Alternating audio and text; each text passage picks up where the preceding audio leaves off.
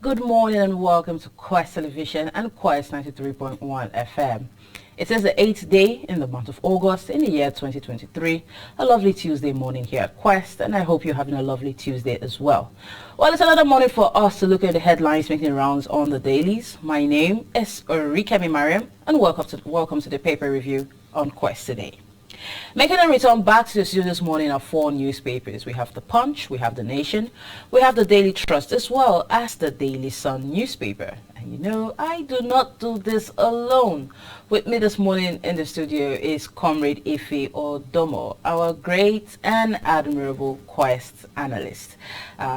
If you're an old viewer, you already know what I'm about to say next, but I will not say that. Comrade will have to just say that himself. Good morning and welcome to the show, sir. Yeah, good morning, Miriam. Thank you so much for, in fact, increasing my nomenclature. I know by increasing my nomenclature too, you are also rising in the platform of the news media. Because today, they cannot wave it away without mentioning Miriam Orikemi.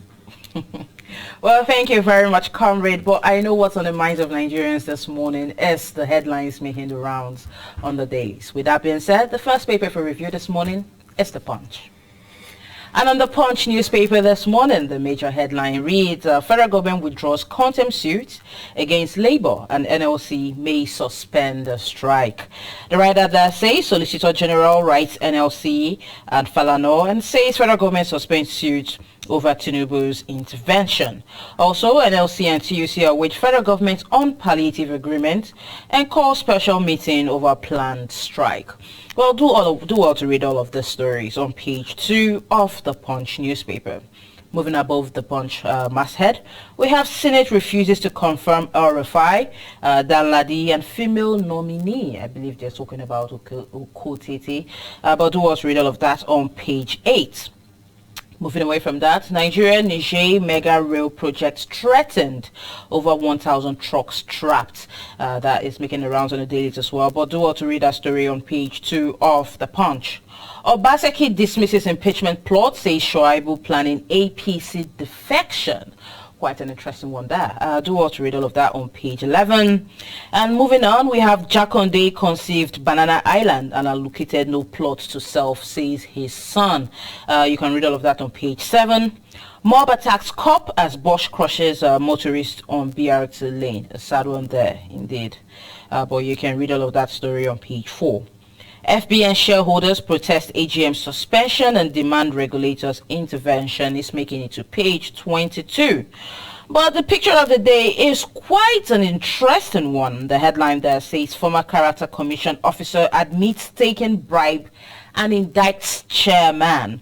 The writer there says that a commissioner representing Oyo State in the Federal Character Commission, Professor Oluwufela Joseph, the chairman Federal Character Commission, Farida Dankaka, and also the secretary, Mr. Mohamed Bello, during the sitting of the House of Representatives ad hoc committee investigating ministries and departments and agencies, parastatals and tertiary institutions of the mismanagement of the integrated payroll and personal information system at the National Assembly in Abuja. This picture was taken yesterday. Do watch read all of that on page 28 of the Punch. And that's much we can take on the front page of the Punch newspaper this morning. The next paper for review is The Nation. And on the Nation newspaper, the major headline reads, Security clearance delays El-Rufai, Okotete, and Danladi. The writer there says, Senate okays Keyamo, Bagudu, Umai, Edun, Alake, Beta Edu, and 39 others. The writer there says, another writer says, I want to serve in national interest, Wike rights, PDP, and also ministers for induction. Do want to read the story on the front page and get more of that just on page 4 of The Nation. Moving away from that and above the masthead, we have no plots to impeach Shoaibu, says Obaseki. The writer there says court action preemptive. But more on that you can get on page 28. I sold jobs for 1.5 million naira at federal agency, says ex-worker. More on that you can get on page 2. Also, Sonwolu Nwachuku at Denoike Exto Jakonde is making it to page 3 of the Nation newspaper. Federal government uncovers 44 multiple taxes in bills is making it to page 7. And sit at home flops is another headline there on the front page, but do also continue that story on page 8, or rather 28. ECOWAS plans to review, or rather, ECOWAS plans review of Niger junta position. The writer there says military closes Niamey airspace. Do what's read all of this on page 4 after reading on the front page. And also FBN shareholders seek SEC intervention in takeover bid. It's also making it to the front page, where you can continue that story on page 28 as well. WAEC withholds candidates' results from 8 states. Why? Well, you can get more on that story on page 8. And for the picture of the day, we can see the First Lady Oluremi Tinubu and the wife of the Vice President Haija Nana Shettima during a reception of the Nigeria's female national basketball team. Players who had just won the African Women Basketball Championship for the 4th time in a row in Abuja. Well, this picture was taken yesterday. A big congratulations to them. And with that being said, that's the much we can take on the front page of The Nation. The next paper for review is the Daily Trust. The Daily Trust newspaper major headline there states Europe-bound flights diverted amidst fear of fare hike. This is in relation to the Niger airspace closure. The writer there says Lagos-London one-way ticket cost 5.6 million naira. And also Mali and Burkina Faso send delegation to Niger. Air France suspends flights. ECOWAS meets again Thursday, and Germany threatens coupists with sanctions and persecutions. More on that story you can get on page 4 of the Daily Trust. Moving above the leading story, we have issues as Gonjagiri moves to unify APC, is making it to page 11, and WAEC withdraws WAEC withholds results of 262,803 candidates, is making it to page 28. Tinubu, Atiku, Senate and others hail Super Falcon despite World Cup exit, is making it to page 21. Moving down below, we have on digital skill, federal government partners Wema Bank to empower 1 million youths. Do well to read all of that on page 26. BUA Group donates 25 vehicles to NDLEA, is making it to page 29. And Kaduna villager who lost 3 kids to banditry killed bandits leader. Wow. Why, it's an interesting one there. Yes, yes. But you can read all of that on page 6 of the Daily Trust newspaper. The final headline on the front page of the Daily Trust newspaper this morning states El Rufai and 2 others confirmation on hold as Wike, Pate, Edu and 42 others cleared. Do what to read all of that on page 10. And what has much we can take on the front page of the Daily Trust newspaper. The final paper for review is the Daily Sun. And on the Daily Sun, the major headline is talking about Niger, as it says ECOWAS leaders perfect action plan. The writer there says meet on Thursday as Mali and Burkina Faso plan to send delegation. Also, MBF advises Tinubu to focus on Nigeria's problems. And the final writer there says it will be a useless venture. This is coming from the Air Chief Uchulo, as he warns. All of that you can get on page 6 of the Daily Sun. Beside the masthead, we have Akpabio promises to take up Southeast case for appointment of more ministers. You can read all of that on page 6. Moving away, we have federal government to remove taxes on tomato and raw food items soon, says JTB chairman. You can read all of that on page 27. Moving on to page 8, we have Abiola persuaded my father to join Abacha's government, Jakonde's son Sheyi says. The writer there says he will be remembered for good deeds. This is a statement from Sonwo-Olu and editors. Like I said earlier on, do want to read that story on page 8 if you are interested. Moving on, we have more beats policeman over death of man crushed by BRT, making it to page 5. And on page 2, we say Seplat Energy's gas revenue grows to $63.7 million. WAEC withholds WAEC results of 8 states over depth. The writer there says 80% obtained 5 credits, including English and mathematics. Do well to read all of that on page 27.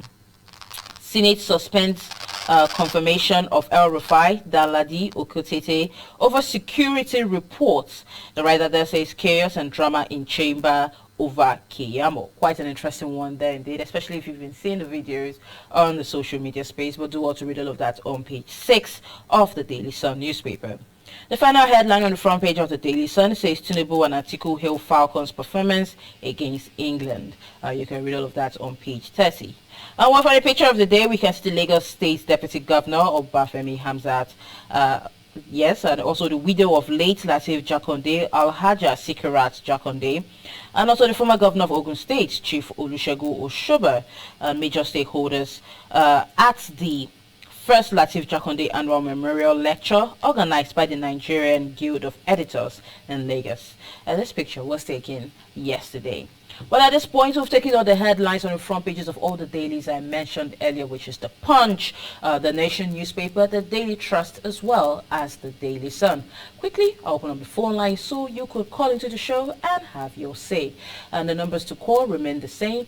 For those on radio, the numbers remain 080-22-931-931 and 081-22, or rather 88-888-931. I take that again, 080-22-931-931 and 081-88-888-931. Do also call into the show, state your name, your location, and then have your say. With that being said, let's take our first call for the day. Hello, good morning. Hello, good morning. Good morning. Good morning. Yes, good morning. Yes, welcome to the show. Your name and your location, please. Okay, this is Paul calling from Mogili. All right, Mr. Paul, please have your say. Yes, man that bandit killed his three son, killed leader of bandit. Yes. I think that's a very, very sharing news. Because when these bandits or Fulani herdsmen are killing people, they don't retaliate to them, so they think that they are above the law. They think nothing can happen to them. I think if everybody start copying this, it will go a long way. Anybody that Fulani herdsmen kill these people, they should kill the Fulani herdsmen too. I think with that way, there will be peace, because they will know that there's a vengeance. So that's what I think thank you very much, Mr. Paul, but we are not in any way inciting any form of violence or sending anyone to go and kill anyone, not on Quest Television. But with that being said, let's take more calls and more reaction before we move over to Comrade to enlighten us on more of the headlines making the rounds on the dailies this morning. Hello, good morning. Yeah, good morning, ma'am. Yes, welcome This to the show. Henry Ogbara from Mosoga. All right, Mr. Henry, our regular caller, welcome to the show. Please have your say. Federal government withdraws contempt suits against Labour. Yes. LSC may suspend strike. Now, yes, but LSC was not the issue they raised were very germane. That is a withdrawal all the policy that's against the poor people. Because if you like, give Nigerians map and word, 500,000 all those workers, and don't forget that it's not Nigerian workers. Give all these bosses, don't forget that the bosses will not come to the rural areas. We see so far this thing. Countries that have the dividend, and because all these things are based on the World Bank and the IMF directive. Because like Brazil, Indonesia, even Bolivia and others that did this thing. When they look at the effect on the economic system, they do the system. But if they want to maybe go to the digital section, but the people will still suffer. That money will not replace it. So I wanted that they should stand, that they should revive that subsidy and they study it and see how they can curb the corruption in the system. Then again, Nigeria, Niger, ECOWAS meets on a Thursday over Niger coup. Burkina Faso, Mali sent their receipts to Niger. Then Nigeria has President focus on Nigeria problems, not ECOWAS. Now, the truth is that whether we like it or not, if by commission of if there's war in Nigeria, Nigeria will feel the brunt, because don't forget that the northern part of Nigeria is the major. Even Nigeria, look at the so-called the railway. Nigeria, we see Nigeria as part of our everything. We do program for that place. So if the problem, there's going to be this refugee problem in that place. So please, for Christ's sake, they should stop putting Tinubu should not be involved in this war. All Let right, give it to the thank you very much, Mr. Henry. Thank you very much, a regular caller to the paper review. We always thank you for your review, but we have to take more callers, more reviews on the show before we move over to Comrade.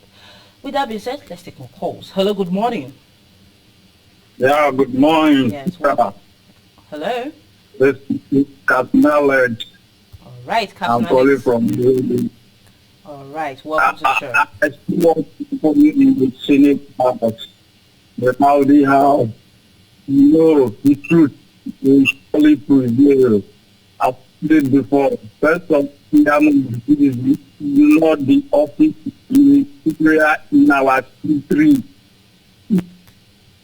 All right, thank you very much. Well, at this point, move over to Comrade to enlighten us on the matters as I stated earlier. And if we have more time, we might just take more calls. Well, Comrade, over to you. Well, we have heard what the callers have said, but let's start with the major headline on the Punch, which says federal government withdraws contempt suit against the Labour, and NLC may suspend strike. Now, this brings me to the question: if NLC suspend strike, what was the point? What did they achieve at the end of the day? Yeah, they have achieved a lot as far as I'm concerned, because if they did not go on that strike, possibly the federal government would have been able to come up with a review of the palliative system they promised the whole country. But we're yet to see anything at the end right now. Definitely, Nigeria is not a family business. It's a very large entity.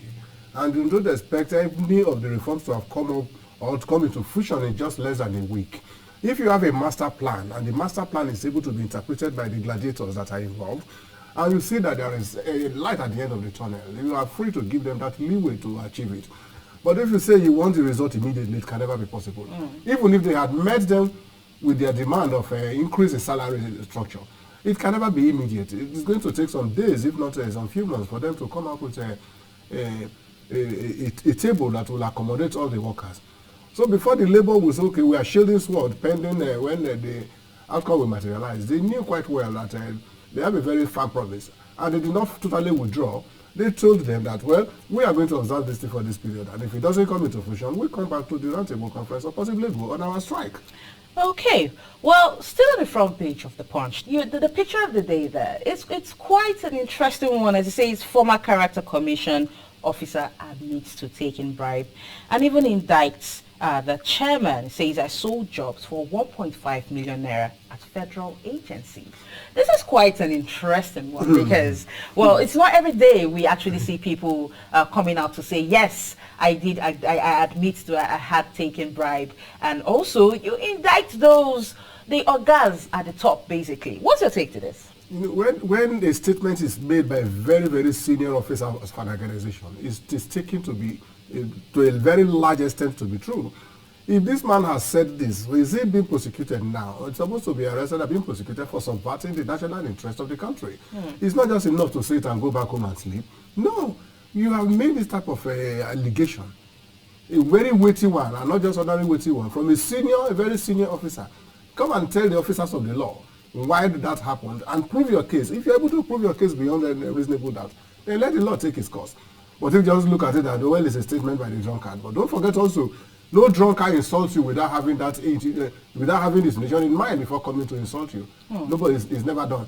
Let this man come and tell the law officers why he did it, who did it, and for what purpose was it done, and let the country actually see that we are working. Otherwise, it will all be fusion in will all be effort in futility. Federal Character Commission is an important agency of the government that you cannot just stand and start talking or saying things that are inimical to the growth of the country. Both EFCC and everybody should go after the man. If he has not been arrested, let him prove his case, mention those people, and look at them into the face, eyeball for eyeball, that yes, you did this, you did that, and I am privy to it. It's not enough to just come and make a market statement. Okay, well, still sticking to the headlines, making the rounds on the dailies, let's move over to Obaseki, as it says that there is no impeachment plot. Rather, Shaibu is planning a defection to the APC. What's your take to this? I don't see anything wrong in that. If he says there is no impeachment, well, we have to take it that way. But if he's planning his defect to APC, what is wrong in that in Edo State? Don't forget, Obaseki came from the background of APC. From APC, he became a governor. When they were threatening him, he came to PDP, he became a governor. Now, if the vice is also feeling the same way Obaseki felt then, and he wants to go back to APC, what is wrong in it? He's not the first person to have done it. Even this thing started from Lagos State, when the former deputy to Tinubu in his second tenure defected to Labour, and they contested. Even Chikutu also did the same thing. So if the man felt that he's no longer comfortable in PDP and he wants to move to APC, there is nothing wrong in it. We have set the ball rolling. Two persons cannot be involved in a sin. Then one person will come out and accuse the other. They know what they are fighting for. I don't think the relationship has been so smooth for some time now. It has been frosty. So let the two of them sit down. When two big men fight in the public, they must have done something secretly that they don't want the public to know about. Okay, quickly before we end this segment, because my PD is letting me know that we do not have much time left. Another headline that seems to be making the rounds in this morning, and it has the intention of a lot of Deltons because, well, someone, yes, someone who is supposed to represent them is actually in all of this. It says Senate suspends confirmation of El Rufai, Danladi, and Uketete over security reports. It says, and also quite another interesting one there. It says chaos and drama in chamber over Keyamo. Festus Keyamo. What's your take on all of this? Let me start from the issue of the security report on the screening of Uketete. Every man that serves at the federal, state, or local government level has some security issues attached to them. You may do something in the secret thinking that nobody knows, but definitely everybody knows that we are in living a life of internet. If they know that there is any security report, any security breach that the man must have committed in the past, there is nothing wrong in bringing them out. And that is not the end of the whole thing. When you go for an exam, does not mean that you are not brilliant, but they just want to test the level of your integrity to see whether you're able to measure up with that position they want to give to you. So if they are screening him and they say they have some security issues, there is nothing wrong in he or she coming to explain, and if he cannot meet the standard, another person is taking in his position. Now let's come back to the issue of Keyamo. Yes. Of Keyamo. Keyamo has served this government for too long a time. You remember when he said at the time, in the time of Buhari, that if Buhari does not come back for second term, he doesn't know how he will survive as a man. Buhari came back and he survived. Now Buhari has left, he's still surviving. So if the Senate is saying that they don't want to screen him, possibly there are two things. Maybe there is a security report on him, or number two, he knows too much about some of these things that they don't want to do. Well, I do believe there was a 57 million naira somewhere in this mix. Yes, even when that was when they even trace him. They even trace him, and a confirmed report, though it's an internet issue. Yes. They trace him to the US that he bought a building from the money of what do they call them? This is an unconfirmed report. Yes, that's why I say it's an unconfirmed report. It's from the internet, which could not be relied upon. But where there is no information, there must be rumors. Well, Comrade, you have indeed said a lot this morning, and I have to let you go because I have to end this segment. I do thank you for being on air with me. I do look forward to having you tomorrow as well. God bless you.